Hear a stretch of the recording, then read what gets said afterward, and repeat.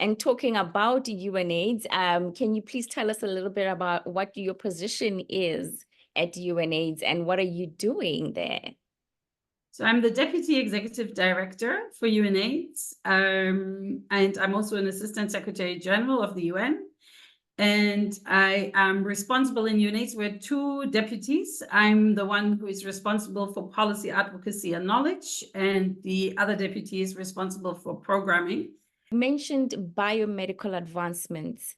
A lot of people think now that there's HIV treatment, there's no problem. Why are we so worried when there's treatment and everybody can access treatment, right? What is the problem? So first of all, not everybody is accessing treatment. That's the sad truth. So for our latest data, we're saying that over 9 million people out of almost 40 million people are not accessing treatment. So that means a quarter of people are still not accessing treatment. And that's not good. And about half of kids living with HIV are not accessing treatment. So, you know, while we have made lots of progress, we have gaps, and those gaps are big. And then the second thing is, yes, if everybody was on treatment and was consistently on treatment and had, you know, sufficient viral suppression, we would go a long way. That would go a long way to also reduce new HIV infections. But we're seeing a new trend of advanced HIV disease, and that is often people who get onto treatment, drop out of treatment, and come back later when they're not well, so where their viral load has gone up significantly. So that's one part of the problem. The other part of the thing is, I often say to people, look, if we could have solved the HIV issue with biomedical interventions only, we would have long solved it, right? But we haven't. Right. So now people are getting very excited, me too, about new advanced technology. So we have lenacapavir, but we also have injectable cabotegravir. So we have drugs that you can inject in the best case scenario, like lenacapavir, twice a year, almost like a vaccination, right? You could almost call it as a vaccine. It's not a vaccine, but it would act in a similar way. So that's great.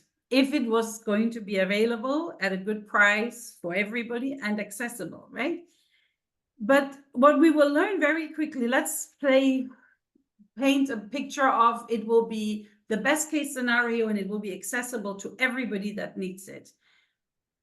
We then still need to make sure that people are comfortable coming forward, that they are aware of their risks, that they are that they don't feel stigmatized, that they don't feel discriminated. And for that, you need community engagement. You need all these different government entities to work together. And that's what we call in our lingo, creating an enabling environment. And I call it protecting human rights. Right. And I think this is where our hardest battle still is going forward. So we're about to engage, or we're about to start writing our new strategy, the new strategy for the world for HIV in the next 8 to 10 months.